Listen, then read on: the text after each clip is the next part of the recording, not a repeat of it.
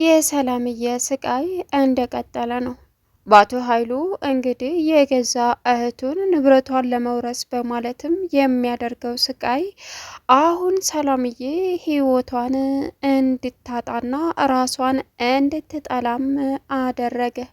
ሰላም በስልክ ተደውሎ የተነገራን ነገር አቶ በኃይሉ የላከው ሰውዬም ወይም ደግሞ ሳሚ በዚህን ሰዓት ሰላምን ማስፈራራት ጀመረ።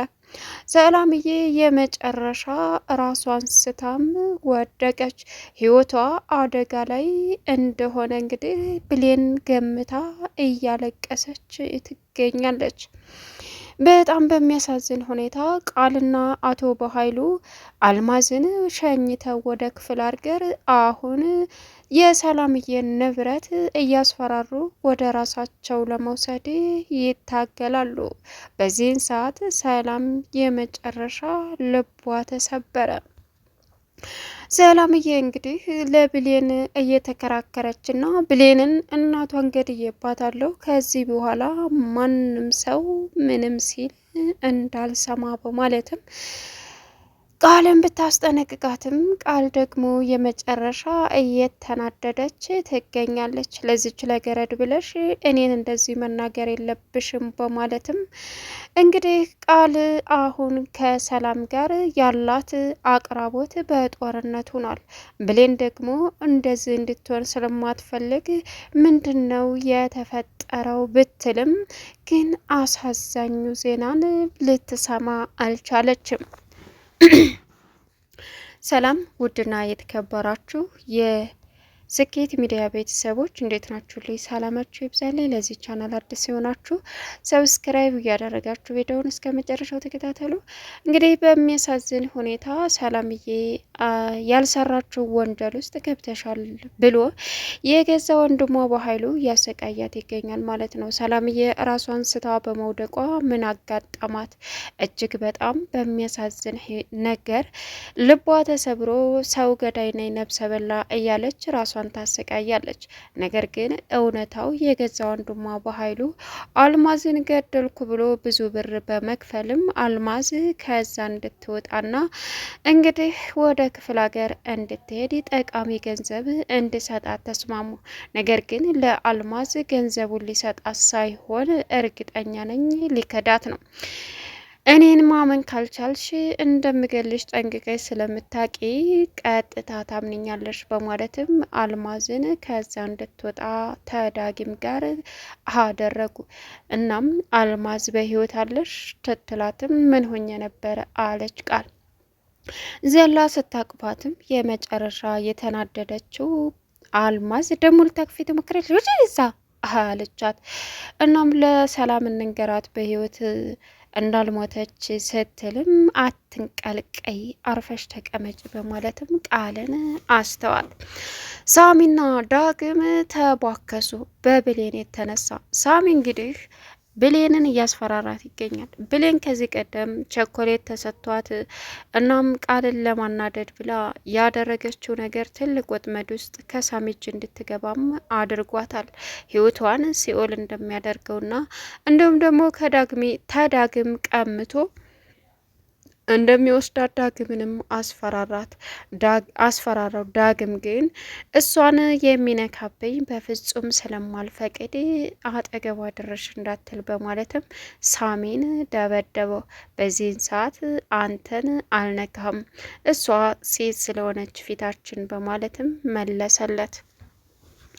አሳዛኙ እንግዲህ ለቃል የተነገራት ነገር ለሰላም የተነገራት ነገር እጅግ በጣም የሚያስደነግጥ ነበረ። አንቺና ወንድምሽ ሁሉንም ነገር ሰው ገላችሁ እንደቀበራችሁኝ በደንብ አውቃለሁ በማለትም ሰላምዬ እንድትፈራና እንድትሰቃይ አደረጉ። ሲጀመር ሰላም ነፍሰ ገዳይ ነሽ እያለች የአልማዝን ድምጽ ጆሮዋ ላይ ያቃጭልባታል።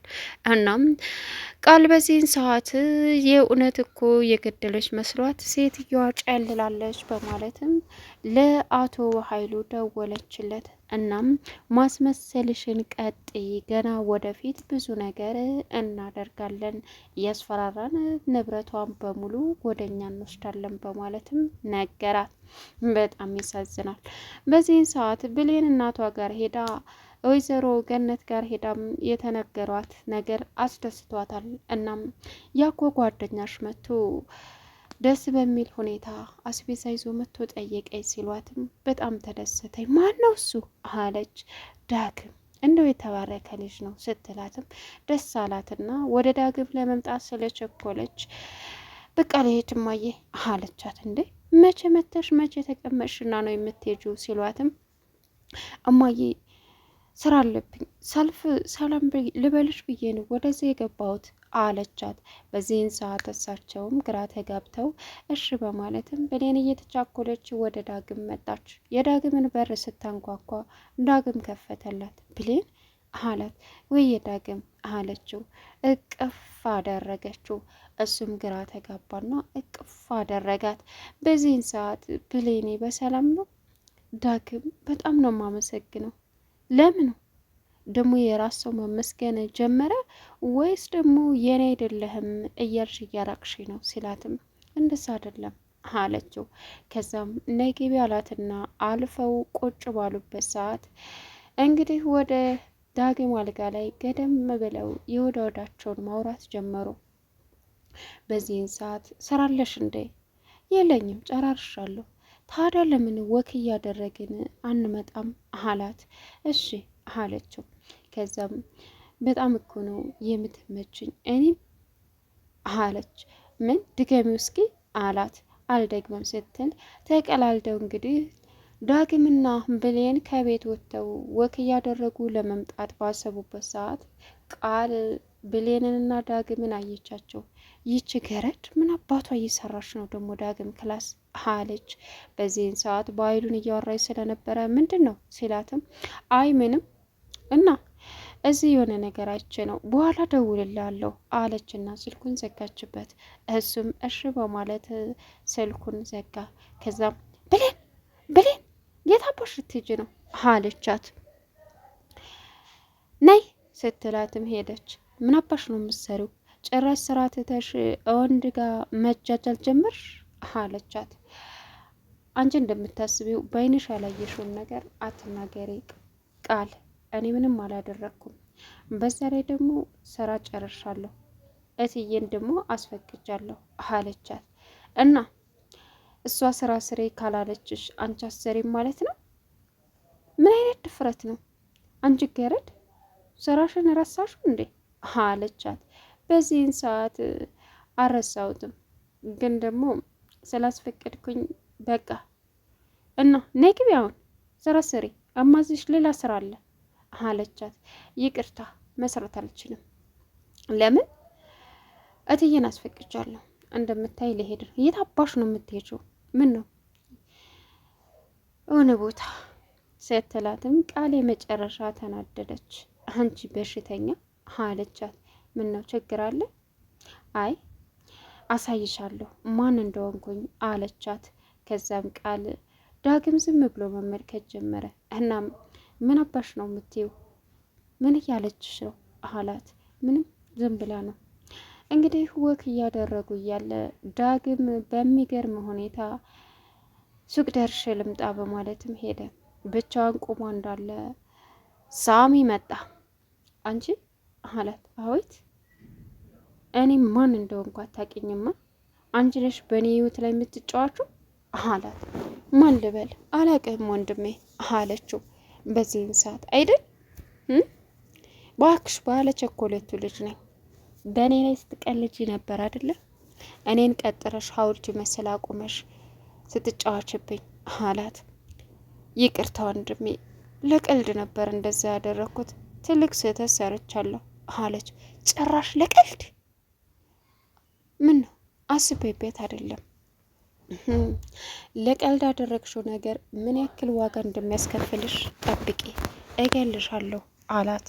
እሺ በማለትም ዳግም ሲመጣ እንግዲህ ዳግም ሳሚን ወስዶ ጆሮውን ሲለው ተናነቁ።